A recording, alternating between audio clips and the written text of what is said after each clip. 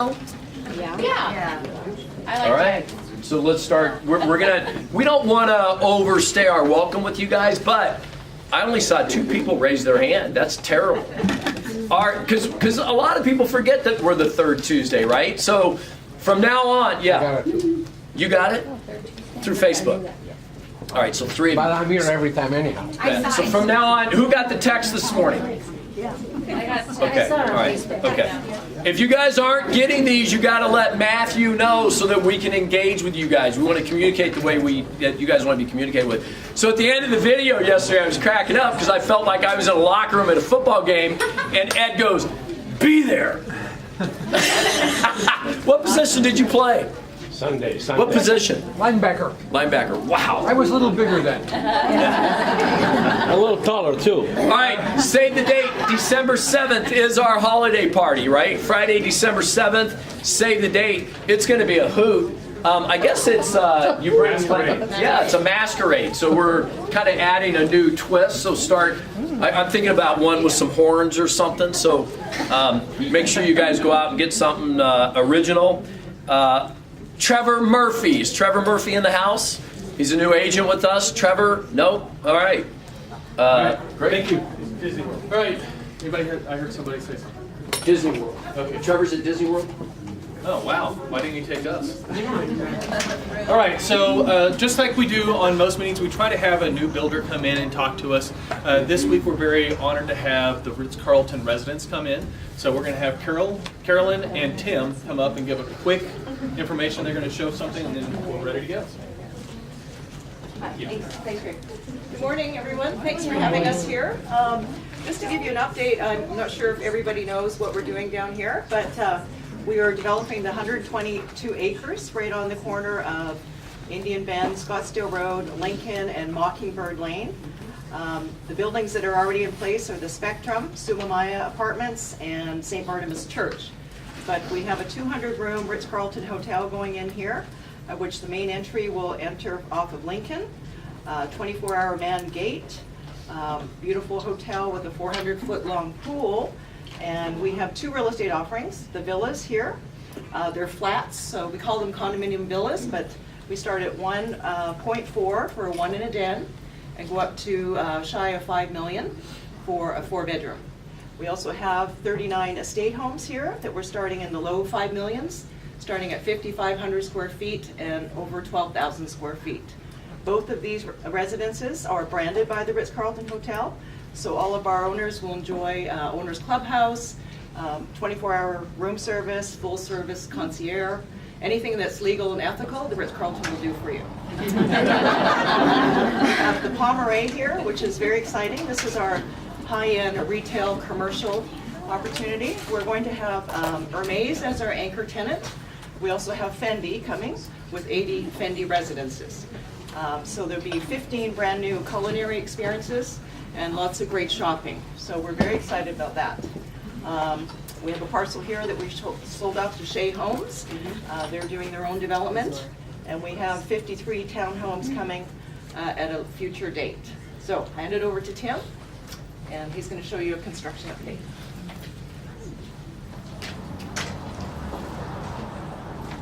Short video just showing where we are today.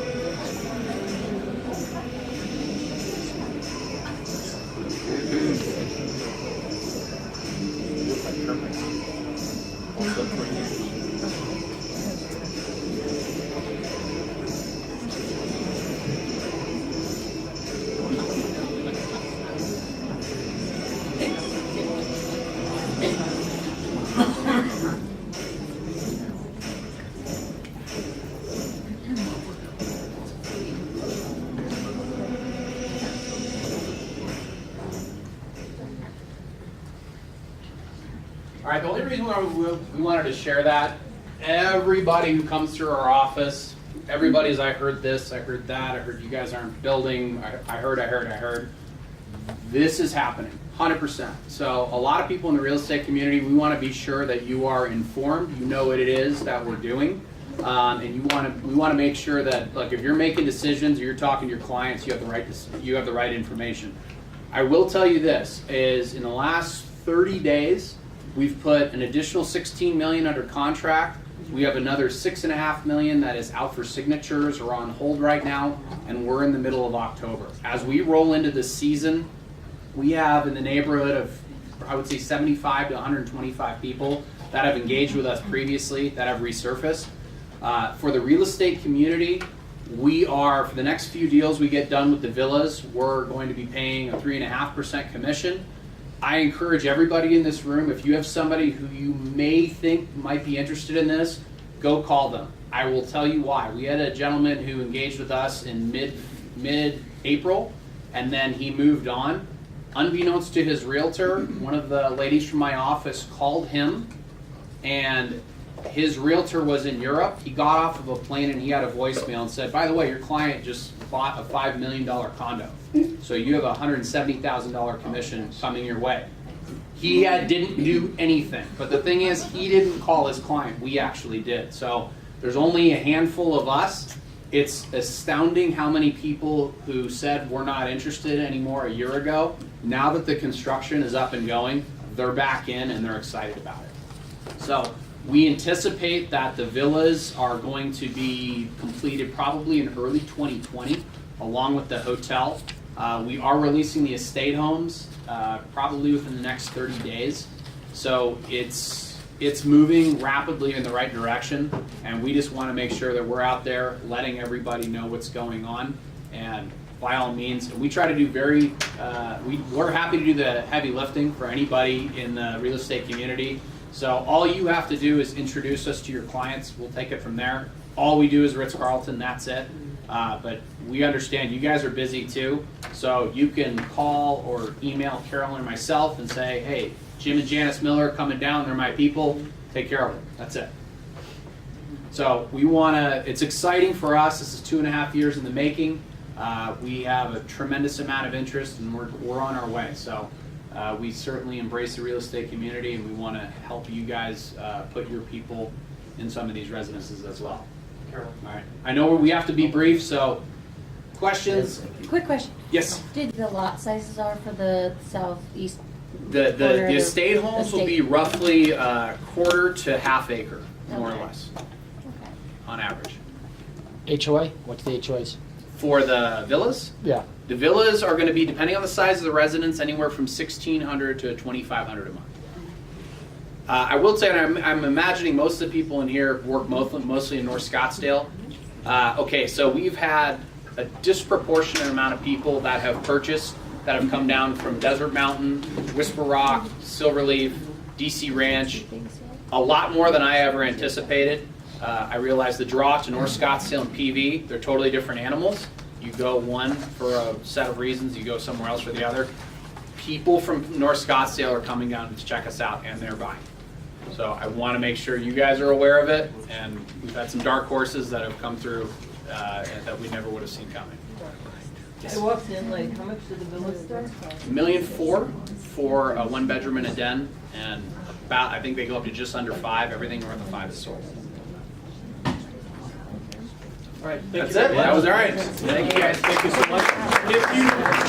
They actually brought some treats, and they're back there in the back corner, right behind you over here. There's also their business cards that have their phone number and email addresses on there. So if you have any other questions, please grab one of those cards. They'll be glad to take care of you. Sandy Carpenter. My time is really limited, so I'm going to do this fast, but I need to do this. Where's Dale? Dale, are you here? Right here. Okay. Have I ever lied to anybody? Yes. Please pass. Other than your wife? Come here, and bring your team with you, please. Oh. I've been lying to Helene for the last week or so. You've been lying to her? Especially yesterday when she walked in my office. It's not very nice, scene. Yeah, I did, but please. So as you know, RE/MAX has certain levels of achievement, where we have the Hall of Fame Award, we have Circle of Legends, the Luminary Award. Helene this past week or this past month has achieved an amazing level in the RE/MAX system. It's called the Circle of Legends, and that's when you have earned $10 million or more in commissions earned. And you've earned that. And we want to bring you and your team up.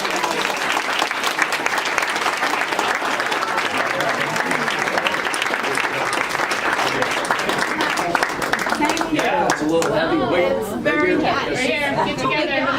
Everybody scoot together. Big Scoot deal. together. 1, 2, 3. We tried to get Peter, but I was said there was no shot in hell. Right, no way. Thank you very much, I really appreciate it. You know, this award is very unique in that it can't be 10 years and not 10 million, and 10 million and not 10 years. It's a combination of both. So let's say you were in for 1 year and you sold a $300 million office complex. You would no, it's tenure and yeah, it's a combination. And so Helene, congratulations. Thank It's you, a Deb. big deal. Thank you. It's a big deal. Thanks. Yeah. It's All beautiful. right. Thanks. And Joe, you're up next on that award. So Joe's right there. They start working on mine. It's in the oven. All right, and also in the interest of time, David Letterman has a show, and his name of the show is My Next Guest Needs No Introduction. So I'll just simply say our next guest needs no introduction, Commissioner Judy Lowe. I'm going to stand over here if that's all right with everyone. As I've said before, when I stand behind the podium, nobody sees me. So I can just stand right out here. I can hear everybody's questions. And as we move through this, don't forget that it is interactive. We do answer questions. You can even, as I told someone earlier, say a friend sent the question with you to ask. So, but I do give very direct answers when I know the answers. Let's do the numbers first. 88,000 real estate licensees in the state of Arizona. 88,000. About 68,000 are active in the trenches working real estate. Now remember that realtor-wise, there's about 45,000. So that is a real distinction and something that we need to remember. Probably everyone in this room is a realtor. Be sure and let the community and the consumer know the difference between a realtor and a regular licensee. Anyone can sell real estate that has a real estate license. Only a realtor abides by the Realtor Code of Ethics and the Realtor Standard of Practice. I was a realtor for many, many years. One of the biggest decisions I had to make was, when I took this position, was I could no longer be a realtor. And I had to make my license inactive in order to assume this role. So that's something that I did about 9 years ago. But I had been a realtor almost my whole life, it felt like. Of those 66,000, of those 88,000, there are about 7,000 brokerages and self-employed brokers, just one-man shops, where a broker wants to be their own little company. 7,000 brokerages, about 66,000 active real estate licensees in Arizona. Big numbers. It's a big challenge, making sure that we all remember that the Department of Real Estate, as a government agency, in their mission statement, we protect the consumer in their real estate transaction. We don't get into advocating for the industry or anything like that. That's left to the realtors. But we protect the consumer in their real estate transaction. That's our total focus. However, when you ask yourself, what's your mission? I'm sure that most of you can say protecting the consumer in their real estate transaction. So please remember that as we walk through all about talking about regulation and what's going on at the department and who's doing what and what isn't right and what is right, we're all together in one very, very large pool to focus in on protecting the consumer in their real estate transaction.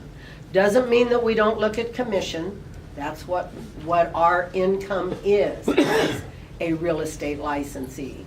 Doesn't mean that we don't look at building a business or what we're going to do with this business when we no longer are a part of the business. But it does mean that number one, at the top of the very list of what we're in the business for, is protecting the consumer in their real estate transaction. And I'm going to challenge everyone today to talk to the consumers about that. Because as you see the changing business models that are happening in the real estate industry, most of those aren't consumer oriented. They're very business oriented. Many of them own all of the properties that they market on their website or they market to potential buyers.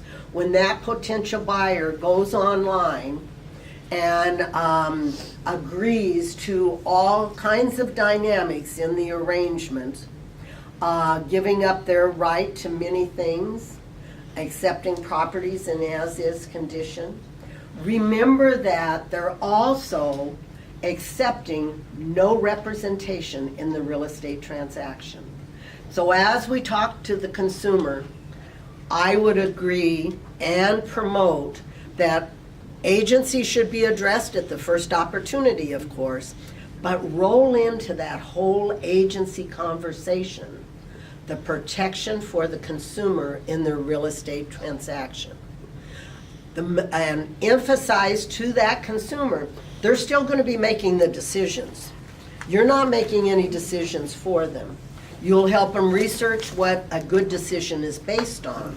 But we don't assume, as a real estate licensee, the responsibility, the risk, and the liability of making decisions for any consumer.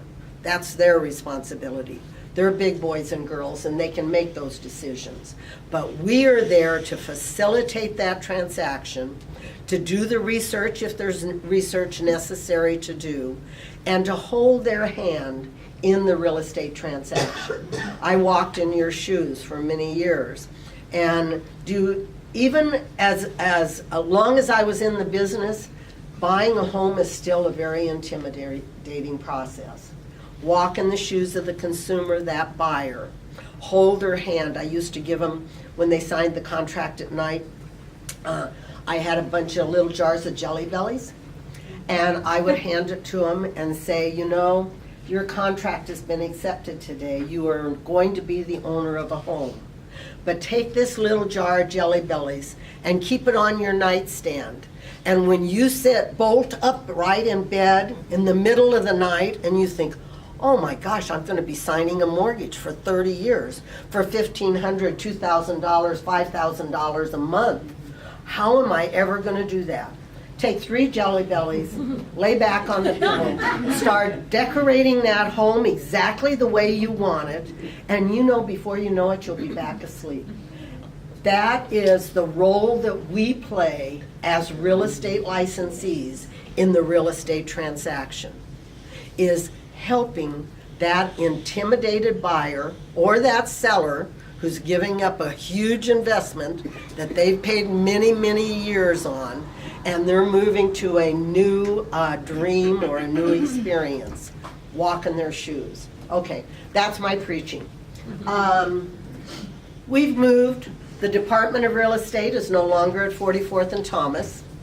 Our governor is bringing all 37 government agencies together and most of the boards and commissions down to the Capitol Mall. His vision is to see the Capitol Mall as the hub for government for the state of Arizona. I was a little bit uneasy about that change. However, my staff of 33 and I moved into what is very much like a real estate office. We moved from private offices into cubicles. We collaborate, we talk all day, we share ideas. I realized that when I ran a real estate office and owned real estate offices. But we made it very much like, it doesn't look like a government office with cubicles. It looks like a friendly real estate office. Cubicles, sunlight, wide aisles, everybody, the cubicles aren't too high. You can chit chat over the wall. If you need to go and have some privacy, there's good rooms to do that. So we are now down on the Capitol Mall, 100 North 15th, on the second floor of the Department of Administration. Please come and visit us. It's just like 44th and Thomas, except you have to have a badge to get up on the elevator. So come prepared. We're inviting all licensees in the state of Arizona to come. We give a little tour, one-on-one tour by our receptionist if you ask for it. And be sure and ask for it because not everyone has time to participate in that when they come to visit us. Of those licensees, new licensees getting their license, I'll share a figure with you. 1,350 are taking the state exam every month to get a new real estate license. 600, it's up to 675 new licensees a month are activating their license. So that is telling you how our profession is growing. It is a true profession. Let's not call it an occupation. Let's not call it a calling, although it is a calling. Let's call it a profession. Because as our real estate license is being challenged, there are some states and some companies and some individuals who believe you should be able to sell a property without a real estate license. And they're hot and heavy in moving legislation forward to do away with the real estate license. In other states, it appears it's stronger than it is in Arizona, but we have to protect that real estate license. Talk about how hard it was to get 90 hours in classroom instruction, continuing education that's required, the office meetings that you go to learn about real estate. Talk about what your knowledge level is, because that online company that is making that seller an instant offer on their property is not representative of my real estate licensees in Arizona. We have had to put our foot down and require that those online brokerages must have an Arizona real estate license. There are some states where they don't need to have a real estate license, but in Arizona, all of those companies who make instant offers and turn around and find buyers without real estate licensees, in Arizona, they must have a real estate license. I'll talk a little bit about the real estate professional who is getting into the ownership role of property. They're getting into the ownership role primarily to hold, build their portfolio maybe, or to fix and flip a property. So we are seeing real estate licensees acting as buyers, fixing a property and then flipping it, and acting as sellers. Those real estate licensees are forgetting that you can never walk away from your real estate license as long as you have a real estate license in Arizona. Everything that is in the Arizona law book applies to a real estate licensee, even if they're the seller of a property or the buyer of a property. They still have to disclose that they are an agent owner. If they're going to rent that property, every ad that they run on that property that they own, they must disclose that they are an agent owner in the ad that they're running on Craigslist or wherever they're running it. It must be loud and clear that they are an agent owner. They must disclose all material facts about that property. And there are other federal agencies that are looking very closely at Arizona real estate licensees who want to be in the ownership or the buying and selling of real estate as their primary reason for being in real estate. The IRS is looking at it as to how those profits are being claimed. The ROC, the Registrar of Contractors, are looking at whether the fixing of the properties are being done under a Registrar of Contractors license. A SPUDS that says never lived in the property, so it's not filled out by the real estate licensee. The Department of Real Estate is looking very stringently at that. So if that is an avenue in real estate that you're thinking about going down, or someone in your family or your team is thinking about going down, think twice. Doesn't mean the door is slammed and you shouldn't do it. It just means be very, very, very careful. Now, when we're representing a buyer in any owner agent instance, let's remember how we need to be protecting that buyer, especially if it is a fix and flip. Let's really look at being there for our buyer, making sure that all of the fixing was done by a licensed registrar, Permits. contractor, that permits have not just been gotten, but they've been completely closed out by the local jurisdiction. Write in the purchase agreement for your buyer. Be very careful that that buyer realizes the importance of hiring an inspector for that property, of doing the walkthrough, of getting all of the receipts for all of the repairs that were done from the time of the prior ownership, because that's what we owe our buyer. Any questions around that? Please feel free to ask any questions. Better you leave here knowing the answer than doing it wrong. Yes? The question I have for iBuyers is many of the people who are interacting on the paperwork, the process, etc., they're not licensed, yet they're interacting with as the face of that company.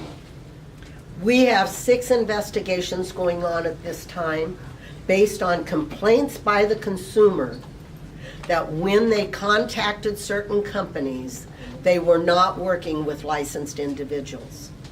So that is being addressed as we speak. You know, this is a changing business model. The laws that were written many years ago in this book don't specify iBuyer or whatever. So we have to take these laws and we can't modify them, but we can clarify them and interpret them to deal with what is going on in our real estate world today. Yes. Yeah, so back to that, when you were saying that the iBuyers have to hold an Arizona real estate license in the state, is there, I was gonna ask, like, is there like a certain number of licensees that have to be per, you know, like when you call like Open Door, it says some of our agents hold a real estate license. How do you, like, is it one for every 35 transactions or one for every like 35 employees they have? It's any employee who is doing any activity in the first chapter of this book requires a real estate license. And if a consumer says, well, someone gave me price and terms on a property over on Scottsdale Road or Hayden, and I don't think they have a real estate license. Our response to that consumer, please fill out the complaint form, tell them where it is on our website, they submit it. Once we receive a complaint in writing, we have to investigate it by state law. And on those same notes, but outside of the iBuyer, I saw your 2-minute little video the other day about unlicensed assistants. Unlicensed assistants. Yeah, so how would you protect our office? Like, we're not an iBuyer, but what advice do you have for our teams and unlicensed assistants? I will tell you that when I was the broker of my real estate company with 483 licensees in southern Arizona, we did not condone unlicensed assistants. It's just- There's too much liability.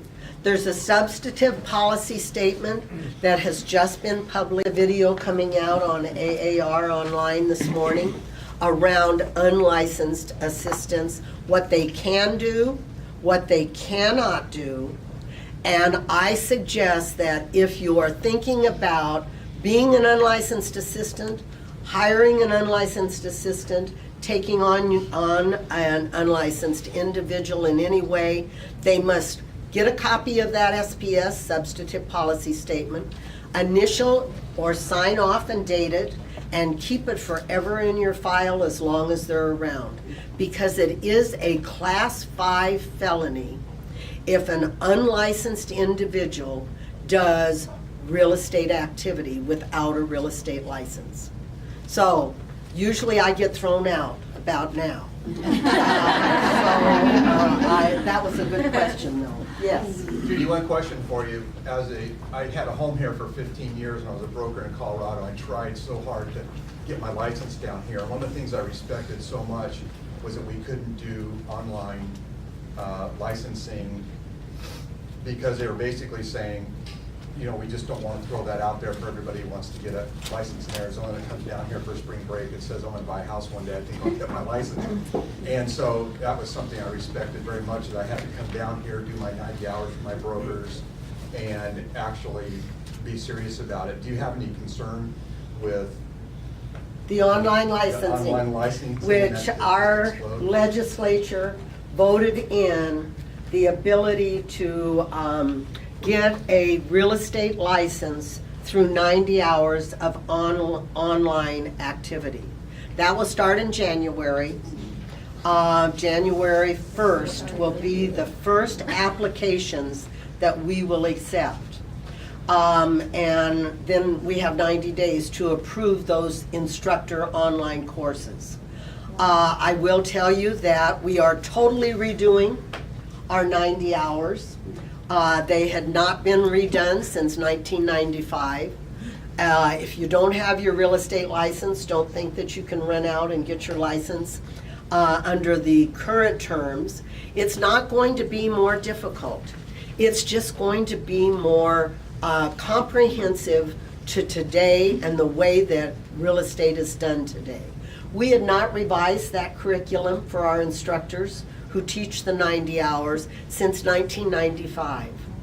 I was involved in it way back then when I was a broker, and here it was my legacy. I want that entire curriculum modified.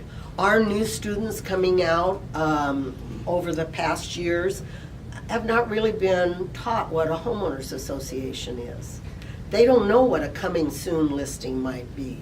They don't know the details of full disclosure of material defects. Maybe some instructors have included that in their curriculum. However, we will have next week an instructor development workshop teaching our new curriculum. The new curriculum for classroom instruction will roll out between now and the end of the year.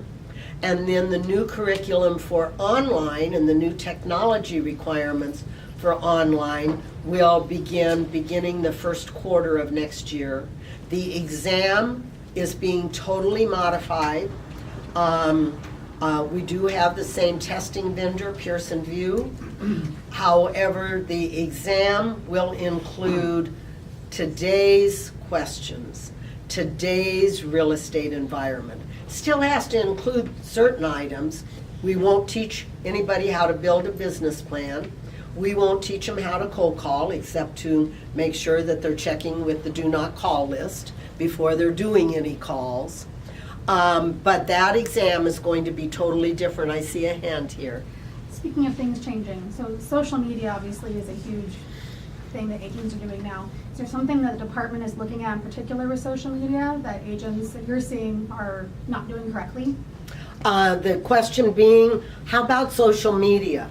You know, those laws were, in that law book, were written way before social media. So how do you take our existing laws, because it's very hard to run real estate legislation, How do you take real estate laws and apply it to today? Michelle Lind with the Arizona Association, she's the executive officer there, and I wrote a white paper on guidelines for real estate advertising, including social media.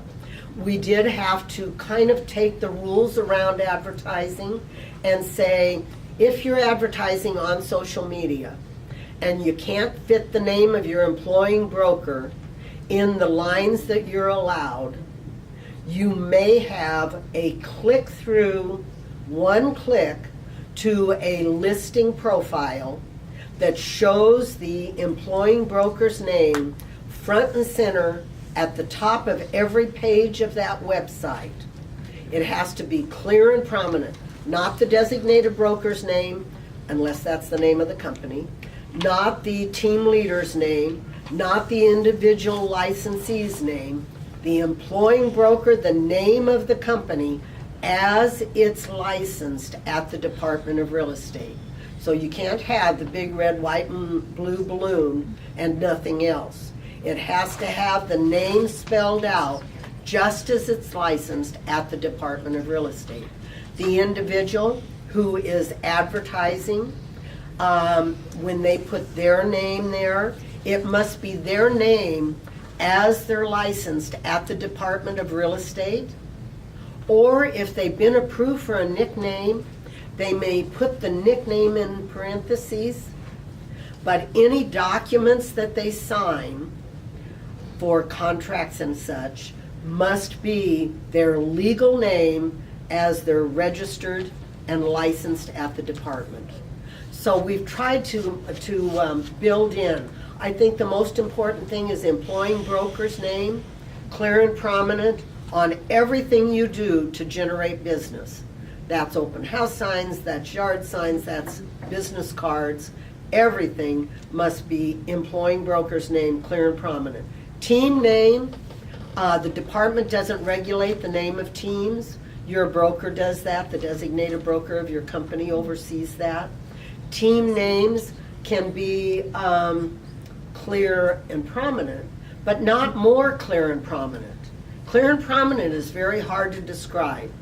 As I say, I'll tell you what it's not and what you can get written up for. It's not a little logo in the bottom right-hand corner that it takes a magnifying glass to see what it says. Those consumers have to know how to get a hold of the real estate company and the designated broker. One more question. Well, I was going to ask regarding the PLLCs. So on DocuSign, if you're a PLLC, you have to put PLLC, same within advertising? You would put PLLC, the name of your PLLC, along with your legal name on all advertising and on all documents. Remember that, how many PCPLLCs do we have? Remember that that PCPLLC is only a means of getting paid by your broker. You do not do business under your PCPLLC. It is only a means for your broker to pay a corporation that then allows the corporation to pay the bills for the company, including unlicensed individuals if they are employees of that corporation.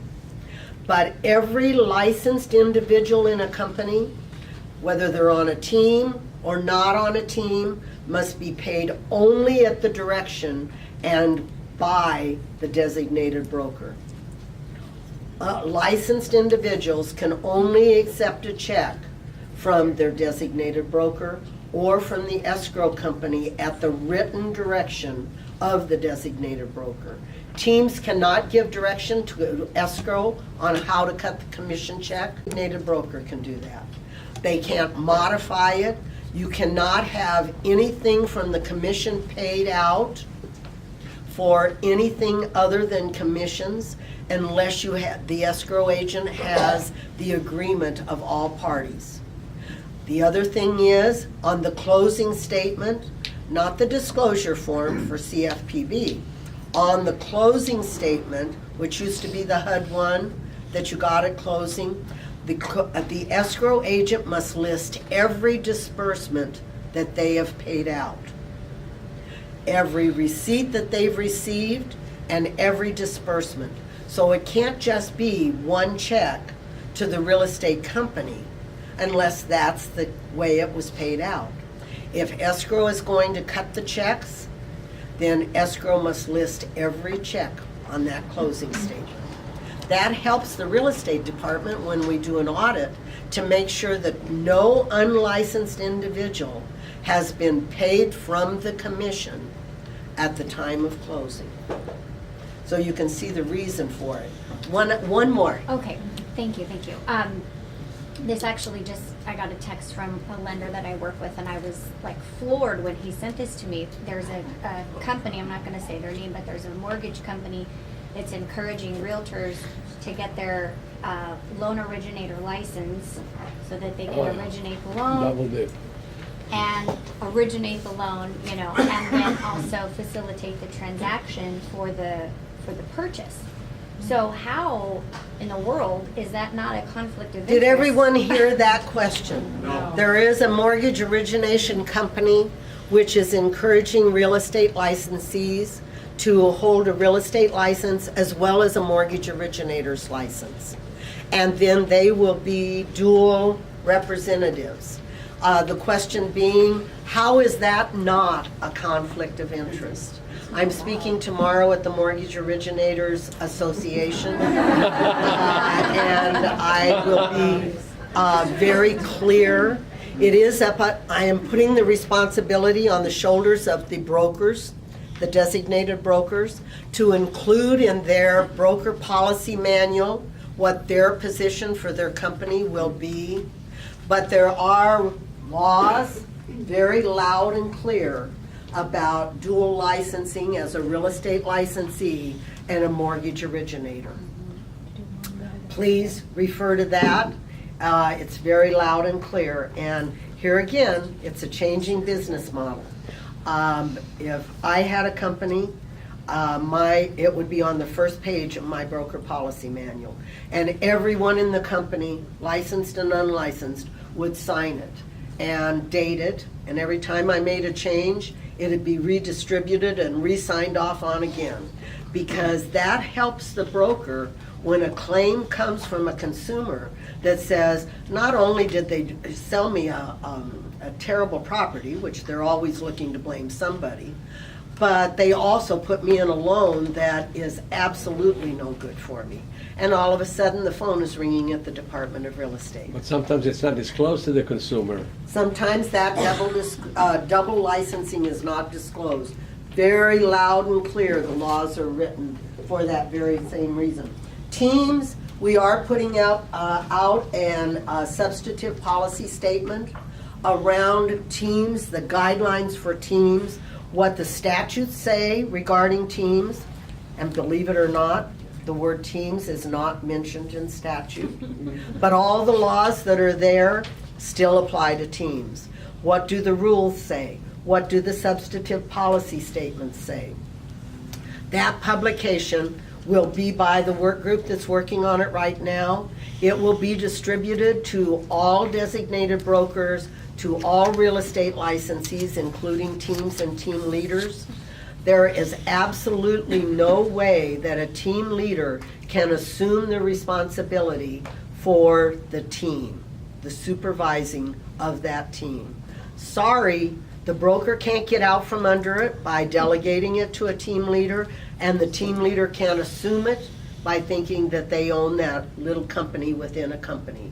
The substantive policy statement will be very clear, and I will tell you it's going to be strictly enforced. So no longer can a team leader sit in front of their broker and ask to do something that is against the law, and when they're told no, say, well, I'll just go up the street because they told me that I could do it up there. We are going to bring the hammer in and enforce it. Across the country, teams are a huge issue. They're a wonderful, wonderful style of doing business, as long as they can concentrate on protecting the consumer. But our consumers that are calling the department right now They don't know who represents them. They say, you know, every day I get a call from somebody different, and they say that they're on this team or that team. If you are a team leader, try doing a publication that you give to every single person that you're going to work with that shows a picture of everyone on your team and shows what they do on your team. Remember, unlicensed individuals cannot be team members. Only licensed individuals can be team members. If you're running an ad or mentioning an unlicensed individual under their name, it must say unlicensed. And it can't say realtor on all of the ones that are licensed, because that's not a determination of who is unlicensed. It must say unlicensed under their name. A team is licensed individuals, and my suggestion is make sure the consumer knows who's on your team and what they do. And then make sure that the designated broker is paying your licensed team members. Thank you for having me. My time is up.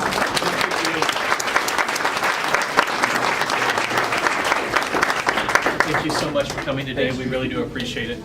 Thank you. All right, I know we have a different setup today, so I'm just going to ask our preferred vendors, if you are here, please stand up so we can just kind of recognize you really quickly. And we just want to say thank you again. All of our vendors, please stand up. Everybody give them a round of applause. Thank you so much.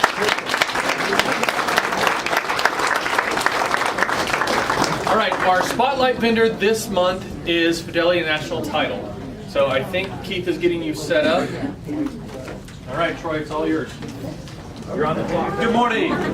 My name's Troy Peterson. I'm with Fidelity National Title. My colleagues are Jen Weller and Rob Cannon in the back. Many of you know them.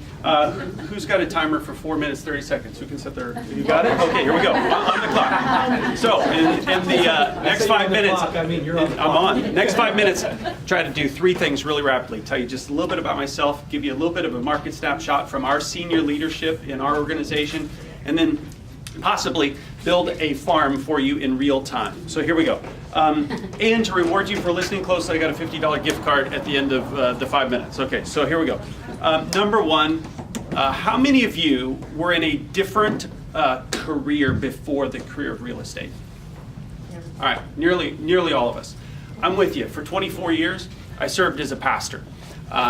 Much like you, I walked people through some of their best joyful moments in life as they purchase, and some of their most difficult, painful moments, just like you do in some of the real estate transactions. Last fall, I kind of decided to take a hard career change, and actually in March, I got my real estate license. I went to the 9-day crash course, 90 hours, did the whole thing, passed my test both times, or the school and the state test, and became a realtor. But in that same process, I met Dallas and a number of other people in the Fidelity family, and ended up with Fidelity National Title. As a result, our company, back to this question about conflict of interest, I'm in inactive status because of that conflict of interest. But I've been through this process just recently. So that's a little bit about me. Number two, so what is happening in our market? Just recently, our company got together, some of our senior leadership, to talk about some motivational things, some training, and what's going on in the market. And here are some of the things they said. Obviously don't listen to me, I'm a newbie to some degree, but these are some of the things that they said that's happening in our industry. Across the country, by the way, Fidelity underwrites nearly 1 out of every 2 transactions. The Fidelity family. So we see some trending that's happening oftentimes before others. Nationwide, it looks like 2017 is the crest of the transaction market as it's come back out of the last 6, 7, 8 years, and 2018 projections are now starting to dip. There's a significant slowdown in the Pacific Northwest and California, which is starting to impact our market. There's flattening and stabilizing of prices. So a side note, one of the things they were saying to the iBuyer that a lot of us are concerned about, their model is often based off of a rising price market. So it's going to be interesting how they if they and how they adapt in this changing market. We're actually starting to see the beginning signs of short sales and REO. Just one of the things they said to us is reacquaint with those real estate lawyers that you became best friends with 10 years ago, because there's some signs of that in the market.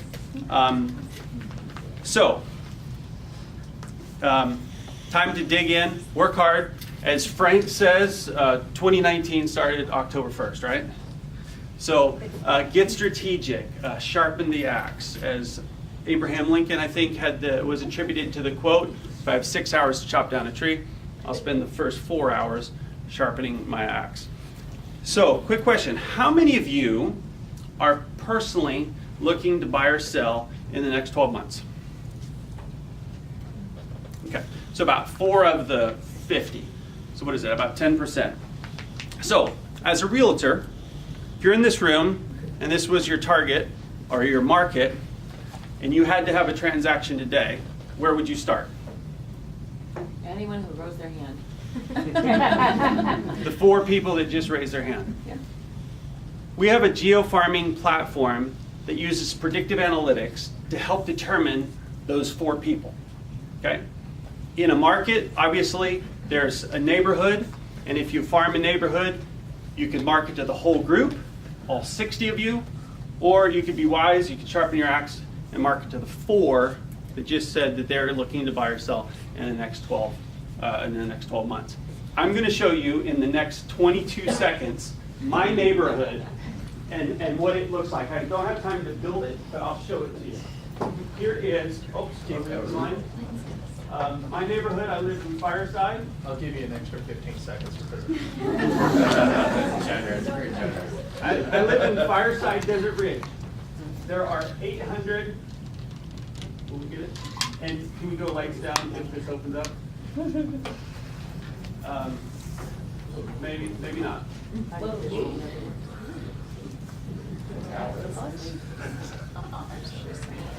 Okay, that's okay. I'll skip it because I want to honor your time. I'll just share it. In my neighborhood of Fireside, you bought and sold in there. There's 836 properties. Right now, there is about 100 of those that are most likely to buy or sell. So if you had an opportunity to go and look at who's most likely to buy or sell, that's what this tool does. In a minute, if I had it, I could build a farm, pull the data in, and it's at your disposal. Most of the Dell's team is up and just on it recently. It's a great tool to help you sharpen your axe in the market. So, my question was, what was the turnover rate in my neighborhood? But we didn't see it. So 9.75. There we So the question, what's the question here? Somebody just guess what the turnover ratio right now in Fireside is. 14%. We got a 14? I said like 18%. 15? 13? It's One like more. 9. 8. 15.9. Dallas, you get it. It's Oh, that's a cheat. Insider trading.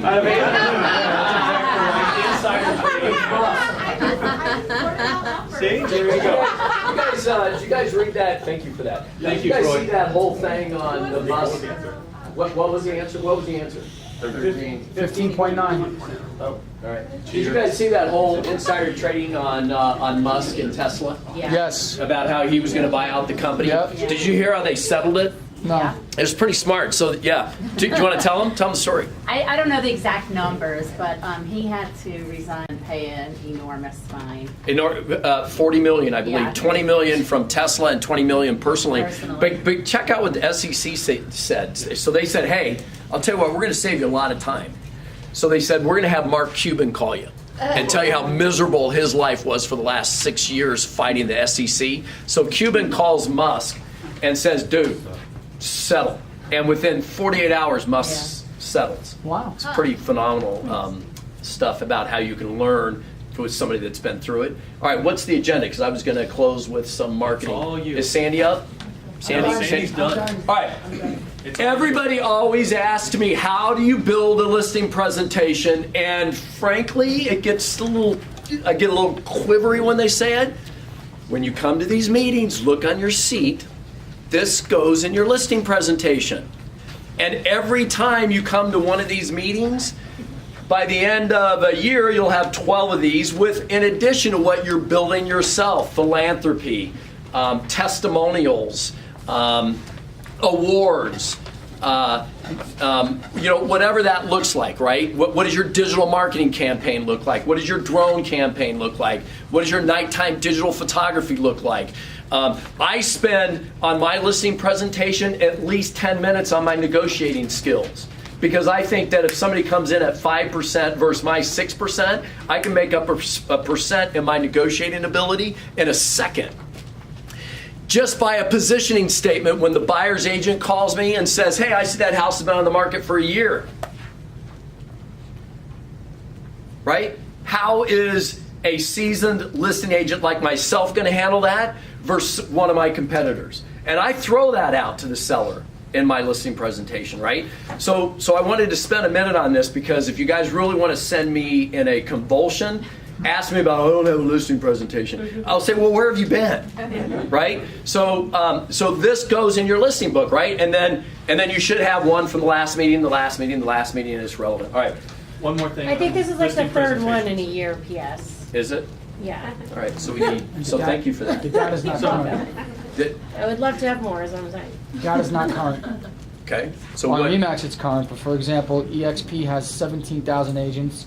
Berkshire Hathaway has approximately 80,000 agents. So it hasn't been. All right. So So this is the most updated that we have received from International. I actually reached out to them last month to get this piece for you. all right. So we'll keep throwing that out at you. But everybody should have my listing presentation. If you don't have it, come to business planning, right? Or ask Joe, ask some of the seasoned veterans in here, ask Helene, ask Christine, ask Heidi, right? I'm looking at some of the seasoned, ask Bonnie Burke. There's a lot of seasoned agents out here, so I'm not picking on anybody, right?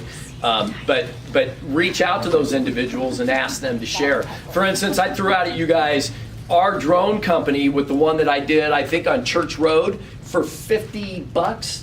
I don't know. What was the number? Does anybody have the? All right, for a very small fee, they will brand that for you. I spent $1,500 on that video, but at the end of that, they'll put Todd and your name and brand it for you so that you don't have to spend $1,500 on a drone video, right? All right. All right. So what's that? New program. New program. November 1st, when you guys take a new listing or a sale, you're going to get a sheet like this. And it's going to be really, really good. So you're going to get names, addresses, and email addresses and phone numbers of everybody with 10. So you're going to get the neighbors on both sides and the neighbors across the street. The advantage of this is when you represent a buyer, you can call the neighbors and introduce them to the new buyer. When you represent a seller, you can still call the neighbors and introduce them to the new buyer and say the seller's moved to Detroit, right, wherever it is. These have not been scrubbed. These have not been scrubbed. We do not scrub them against the do not call list. If you want to door knock them instead of calling them, that's your choice. I was going to ask Judy Lowe if a text message, is a text message on the DNC? What if you text somebody? Let me call Judy, I'll ask. I'd rather, all right, so text them. If you email somebody without their authorization, is that legal? Yeah, I don't know either. All right, so but this is going to be for you guys, right? It is legal. You have to have an opt-out clause, though. Okay, it is legal, but you got to have an opt-out clause by attorney Johnny Tichetti right here. No, thank you for that. All right, so do you guys want to hear me make one of these? Yep, let's do it. All right, can everybody be quiet? All right, so, all right, I'm going to make a call. You want to hear DC Ranch or Altera? Altera or DC Ranch? DC Ranch. DC Ranch. All right, DC Ranch it is. So I sold a house on 98th Place. Kevin Neal was the seller, and the new buyers, because you're going to need to know this stuff, right, are Doug and Elizabeth Logan. So when I call this first gal, Carrie Bird. I don't know if it's guy or girl. What do you think? Kerry, probably guy. All right, I'm going to skip that one. I'm going to Michael and Elizabeth. I'm going to Michael and Elizabeth. So when I call Michael and Elizabeth, where's Rob? Okay, all right. Ring, ring. You're going to answer the phone. You're going to be Michael. And here's what I'm going to say. Ring, ring. Hello? Mike, is this Michael? It is. Michael, Dell Rounds with RE/MAX Fine Properties. I'm the one who sold Kevin Neal's house right up the street from you. And the new buyers are Doug and Elizabeth. Have you met them yet? I have not. You have not? All right. So they're your new neighbors. They paid $940 for the house, which is a great sell price per square foot. Have you been thinking about the market value of your home? Not really, but I appreciate the information. All right, no worries. Anybody like Kevin Neal that's been thinking about moving? He stayed in DC Ranch, but any rumblings in the neighborhood of anybody else that might be selling? I might know someone that might be selling their house. They're going through a divorce. Ooh. All right. Are they across the street from you, or? Think about that before I give you more information. But all right. I'm going to drop off my card to your house if you don't mind sharing it with them, because we're really proud of that sell on a price per square foot. Michael, is there anything else you would like me to research that you currently own that you need a value on? No, but I'll keep your name in mind. All right. All right. If you see Doug and Elizabeth, say hello. They're your new neighbors. And then that's kind of it, right? Yeah. I did want to point out, I just noticed you asked that question. Is there anything else you need me to research? Most people don't do that. I've personally witnessed over 20 years you asking that question when it would have never come up. And the guy says, oh yeah, actually I have a house down in Peoria that I've had rented for 5 years or whatever, and you end up listing and selling. And Thanks, most people David. are focused just It does on that work. one transaction, and they don't think, well, maybe this person owns 4 other houses. Absolutely, or some land, or maybe a condo in Washington that has been sitting vacant, right? So I've never made this type of call in front of this large of a group. My max has been probably about 20. But Katie, tell them about our Nightingale Star listing that we took. And then Katie had this great idea of, oh, you know what? I'm going to pull the expireds in the area, right? And tell them what happened. Well, we got the listing next door. So, but I also pulled them. I didn't pull the expireds. I pulled some in Lone Mountain. And so we've gotten the door for a couple of... No, but a Nightingale Star was an expired, the house across the street. Yes. So Katie used this, and so any listing that you get should be duplicated by another listing, and you should pick up a buyer. So every listing should really be 3 sales, and then you build a whole pyramid, right? All right, so here we go. Michael and Elizabeth. Now, I leave voicemails. So if it goes right to voicemail, I leave it and say, hey, I just sold the house. Kevin Neal, your new buyers or the new owners are Douglas and Elizabeth. And you'll see I'll be jumping around a little bit because that's kind of how I am on the phone. But here we go. Oh, and it's a 303 number. Something in common with it. Yeah, I do. So you guys will be getting it is Denver. Maybe they're here watching the Broncos beat the Cardinals this weekend. All right, here we go. Here we go. Shh.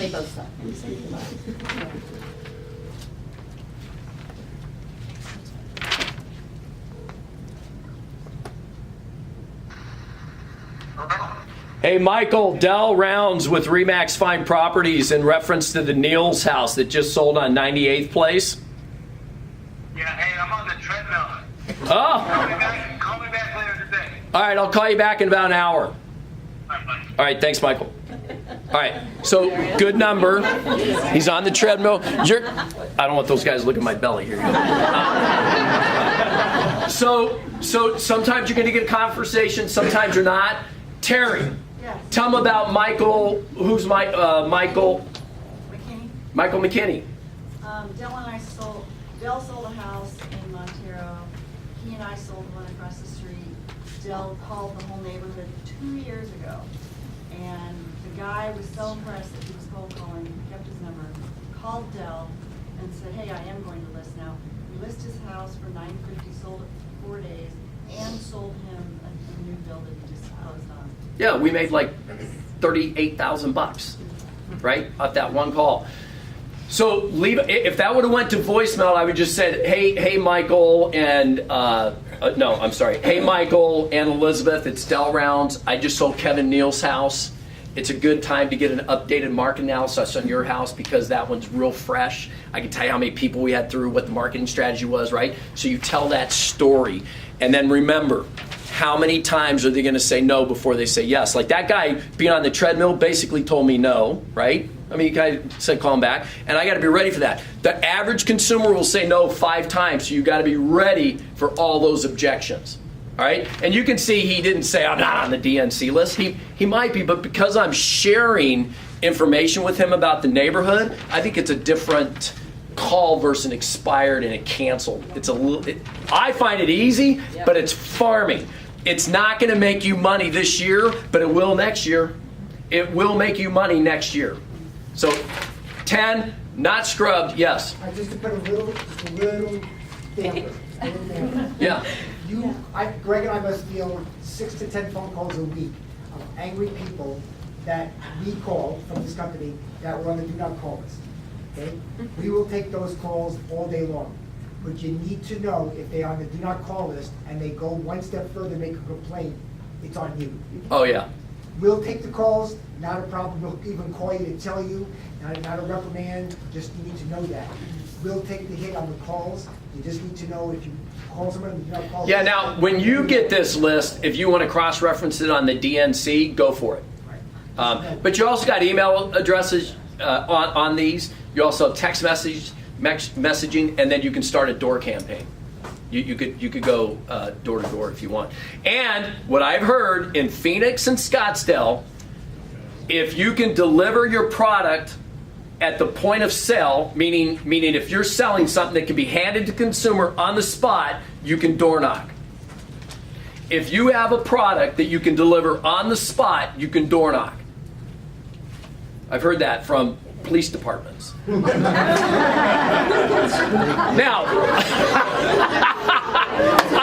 I wouldn't. I'm only door knocking. I'm trying to make a living. Anyway, guys, if you're not feeling uncomfortable, you're not pushing yourself. So try to do the best you can be. 2019 is going to be great. Yeah. So you guys know that I'm a huge proponent of business development. I'm always plugging it. Dell doesn't ask me to do that. I'm not doing it because I'm his buddy.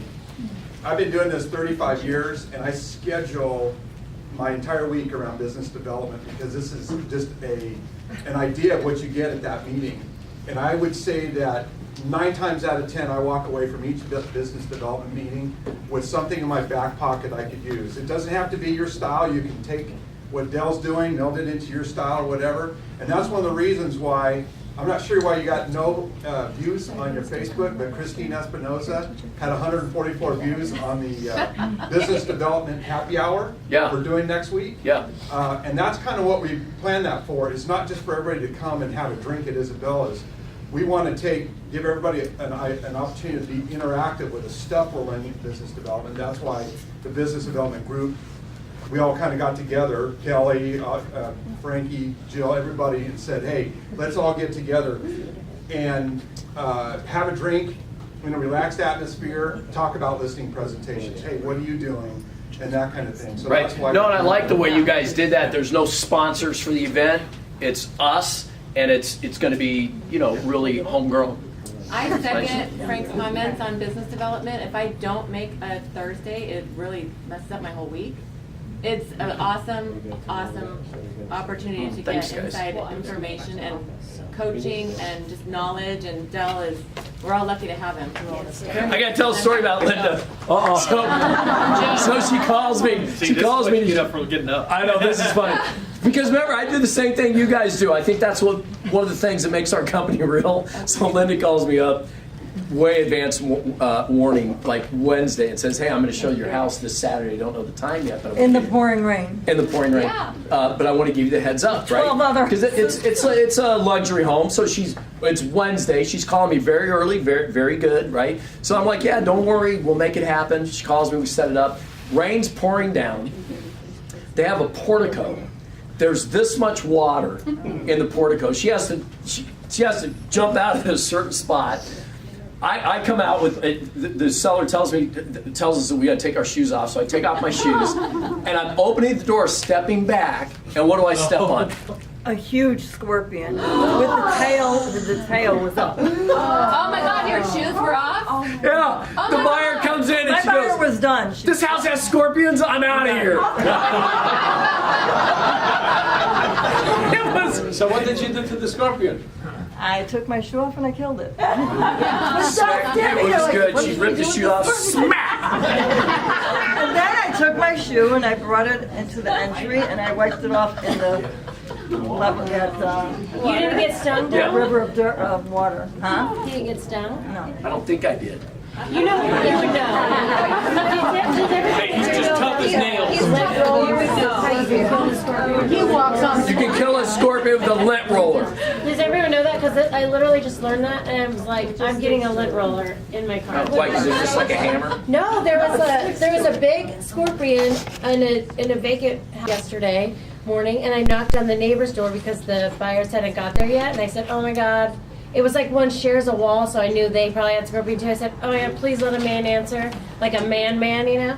So then, You mean the one that doesn't have the bun? he came out and I said, "Oh my God, there's a scorpion. I'm trying to show this house, whatever." And he goes, "Okay, hold on." Just went in his house, got a lint roller. I just learned this, and he goes, pushed on it, rolled it up. And he was just standing there talking to me with this huge scorpion on the lint roller.